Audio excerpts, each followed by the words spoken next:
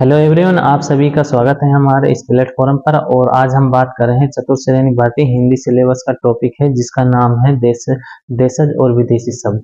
इसके बारे में हम बातें करेंगे। बड़े अच्छे से इस टॉपिक को हम लिख कर लाए हैं और आपके लिए बताएंगे कि यहाँ से किस तरह से आपके लिए सवालात बनेंगे और आपको उनको कम टाइम में कैसे सोल्व करेंगे।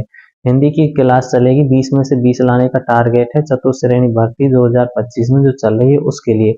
तो यहाँ पर हम हिंदी में जो देशज और विदेशी शब्द हैं उनके ही बारे में बात करेंगे। इससे पहले मैंने एक क्लास ली, उसमें बताया कि आपके लिए तत्सम और तद्भव से जो जितने भी सवालात बनेंगे और उनसे उनके बारे में जानकारी है जो मैंने वहां पर बताया, उस क्लास को जरूर देखना।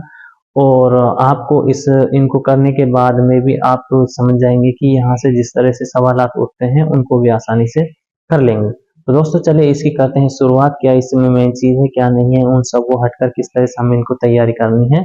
हमें सिर्फ एक जॉब चाहिए, एक जॉब के लिए हमें फुल जिद से तैयारी करनी है। तो चलिए इसकी करते हैं स्टार्टिंग। और अच्छे नंबर्स के लिए आप भी जरूर मेहनत करिए। दोस्तों जैसे कि यहाँ पर है देशज और विदेशी शब्द, ये इसी की क्लास है हमारी और इसके बारे में बताएंगे क्या है।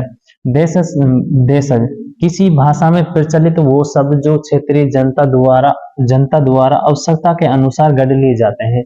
देशज शब्द वो रहते हैं जो किसी देश के अंदर उसकी क्षेत्रीय जनता द्वारा अपनी आवश्यकता के अनुसार उसको गढ़ लिए जाते हैं, मन लिए जाते हैं, मतलब बोल लिए जाते हैं, उन्हें कहते हैं देशज शब्द।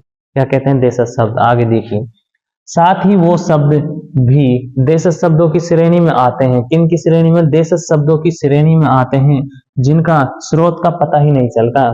स्रोत का पता ही नहीं चलता कहने का मतलब ये उसकी पैदाइश का पता ही नहीं चलता, कब तो उसको एक्सेप्ट कर लिया गया है, कब उसको बोलना स्टार्ट कर दिया गया है, उसको कहते हैं देशज शब्द। जैसे ऊट पटांग, उधम, खचाखच, खर्राटा, चम्मच, छोरा, बाप, झंडा, लोटपोट, मुक्का, घेव। ये शब्द ऐसे हैं जिनको हम आम बोलचाल में अपने क्षेत्र में या लोकल जबान में बोलते हैं। तो इस तरह का ये शब्द क्या है? देशज शब्द है। कहने का मतलब है ऊट पटांग है, खचाखच है और खर्राटा, चम्मच, छोरा, झंडा, लोटपोट, मुक्का। मुक्का मारना, लोटपोट होना, अगर ज्यादा हंसी आ रही हंसी में लोटपोट हो गए तो इसे ऊट पटांग कहते हैं। कोई आवश्यकता से अधिक बोलना, इधर उधर की बातों को यूं मारना, ऊट पटांग। उधम करना कहते हैं, हमारी क्लास में जब बच्चे रहते हैं तो हम उनसे कई बार कहते हैं बच्चे उधम मत कर, तो ये सब क्या है? उधम। और खचाखच किसी कम जगह पर ज्यादा कोई घुसा देना तो उसे क्या कहते हैं? खचाखच भर देना। खर्राटा कोई सो रहा है तो वो क्या है? बुरी तरह सो रहा है, उसे क्या कहें? खर्राटा मार रहा है। तो इस तरह से ये क्या है जो हमारे जो क्षेत्रीय जनता द्वारा जो हम क्षेत्र में बोलते हैं उस तरह के ये हैं, ये शब्द हैं। तो आगे देखते हैं हम विदेशी विदेशी विदेशी शब्द। विदेशी भाषाओं के शब्द जो हिंदी भाषा में मूल रूप से स्वीकार कर लिए गए हैं। जो विदेशी भाषाओं के शब्द है उसे हिंदी भाषा में मूल रूप से क्या कर लिए गए? स्वीकार कर लिए गए। स्वीकार मतलब उसे अपना लिए गए हैं, उन्हें विदेशी शब्द कहते हैं। जैसे अंग्रेजी, अरबी, फारसी, तुर्की, पुर्तगाल, Dutch, French, Germany. Dutch, French, Germany.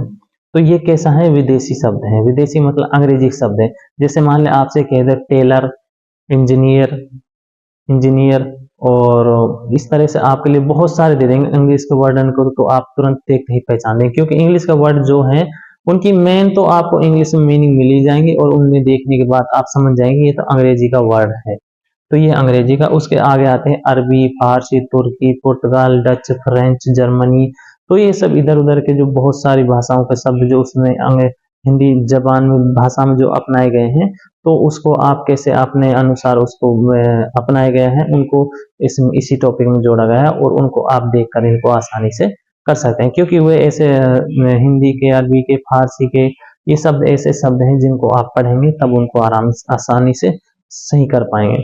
तो दोस्तों ये रही हमारी देशज और विदेशी शब्दों से क्लास है। और इस क्लास में आपको अगर कहीं ऐसे लगे कि यहाँ पर कुछ गलत है और कोई कहीं पर आपको मिस्टेक लगे तो हमें कमेंट में जरूर बताना।